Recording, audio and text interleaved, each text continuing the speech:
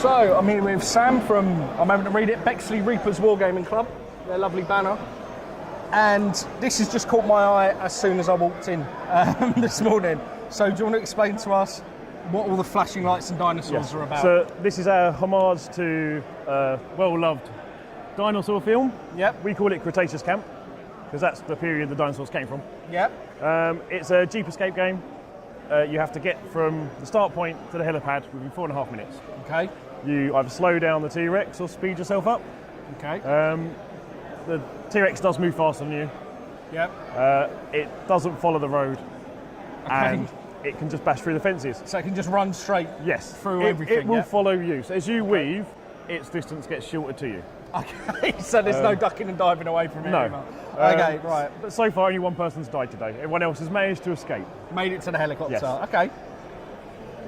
So let's try it. Let's just try one quick move then. So what do I have to do to get this Jeep Right, so moving? you move 6 inches. Yep. Tiny dinosaur. Tiny, Move, I like it. Move 7. Okay. So you either get a wheel to move faster. Yep. Moves you an extra inch. Yep. You've got a dinosaur head, which will slow the T-Rex down. Yep. You can only do one or the other. Okay. And when you get to the gates, you use the InGen symbol To open to open the gates.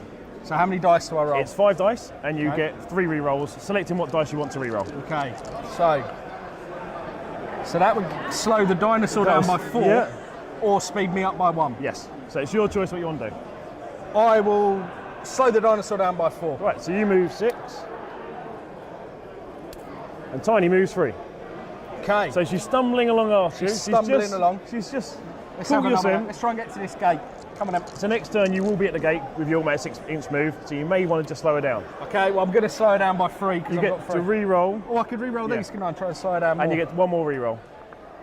So no, you've only slowed her down by 3, so she's coming 4 again. You're at the gate, so now you need InGen symbols. So this is when if I don't get the InGen symbols, then So- it's just going to run yeah, at me. So, There's no way. so you need 3 degrees of success on that one, 4 on that one, 5 on that one. Oh, When okay. you're doing the gates though, you can still use the T-Rex head to slow them down. Okay, so. So you've got What, 1, 2, 3. 3. So you may as well try and re-roll the last Oh, ones. that was I Yeah. tipped that. Try and re-roll the last ones to try and slow down. So that's perfect. So you've opened the gate, Yep. and you roll through, and you slowed her down by 1. So she only comes 6. Okay. So But now, as you head off that way, she'll just come straight across. So I've got. So the Jeep has to follow the path. Jeep then. follows the path, she doesn't. So that's where it gets a bit tight. So that's going to. So what we find is people up this end, where Yep. she's cut corners, the final gate is the tough one. It's the because you've got toughest one. 5 degrees of success, that's where the pressure builds. And where it's timed at 4.5 minutes, you've taken 4 minutes to get there, so you've Yeah. got like 30 seconds to just keep to rolling try and dice get your dice through. and slow through. We do But have the- an easy mode. Yeah, you were saying this earlier, yeah. So normal mode is you just play as it is. Easy mode is we have a goat you can throw out. And how long does the goat slow it So for? the Just goat, one turn? yeah, the goat will drop. The dinosaur will stop when it gets to the goat and eat the goat. We Okay. did want a loyal model, but couldn't find a decent one. Fair enough. So we just went, we'll throw the goat out. And then you're not playing this one today, No, but because this is it's only me running it. That side I've just set up as a nice diorama. okay. Otherwise, you'd have where you play as velociraptors chasing down humans. Okay. That one's our clever girl game. Okay, I like that. Yeah, I like that. So that one you have to work as a team because humans will shoot and kill you in one shot. And I love the little bit of blood on the gate Yeah. where it's escaped. I think that's quite a.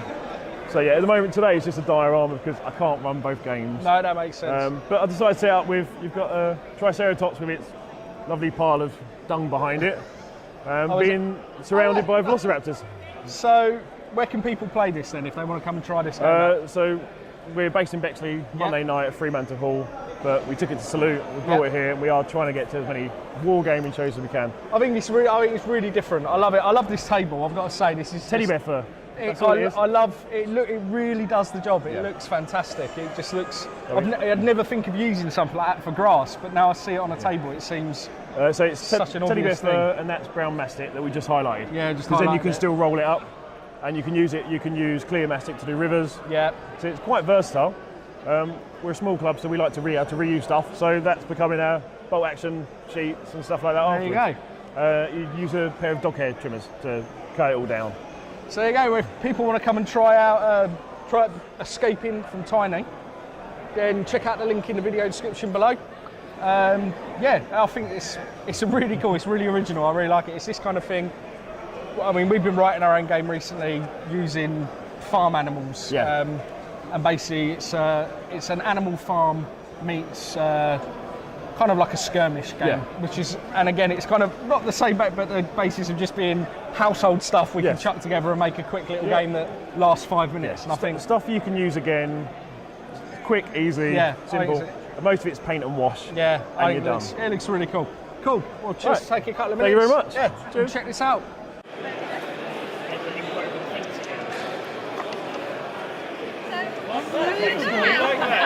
That's a perfect roll. So you're now at the gate. She goes 2 inches, so she's here. Right, you now need 5 degrees of success. You need 5 inches.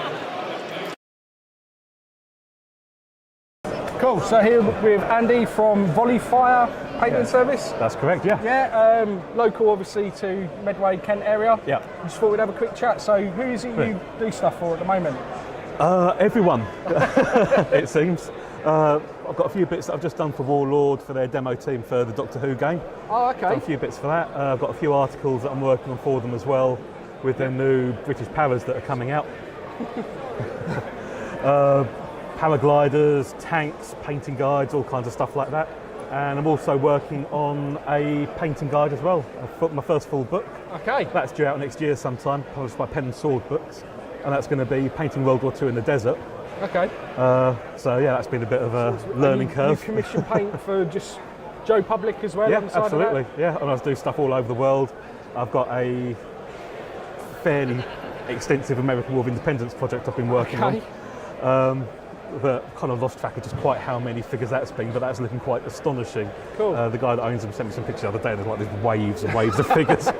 So have you got a website or a Facebook page where people can see some examples? I have, yeah. I've got the Volley Painting Services Facebook page. Okay. There's tons of pictures on there. We'll find that. There'll be a link right here in this bit below us if you want to have a click through and have a look. Brilliant. I've also got a blog, Volley Painting Services blog that's full of reviews, a few tips and pieces, mainly just sort of overviews on gaming, that kind of stuff.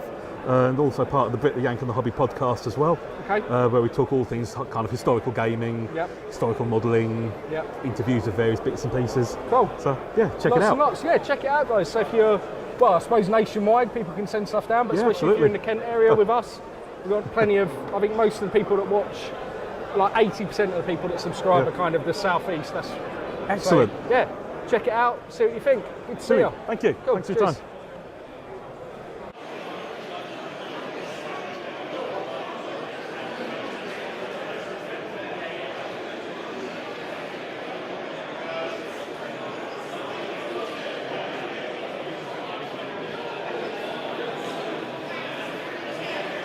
Cool, well I'm here with Andrew and this is fourth quarter football, which I've walked past and I've immediately thought Blood Bowl, and I'm sure I'm 100% wrong on that fact. So if you want to explain... actually this comes from, I love sports miniature games. Okay. And I've actually played Blood Bowl a lot over my lifetime, 20 years plus, but Blood Bowl plays like a game of rugby where the players don't understand the rules.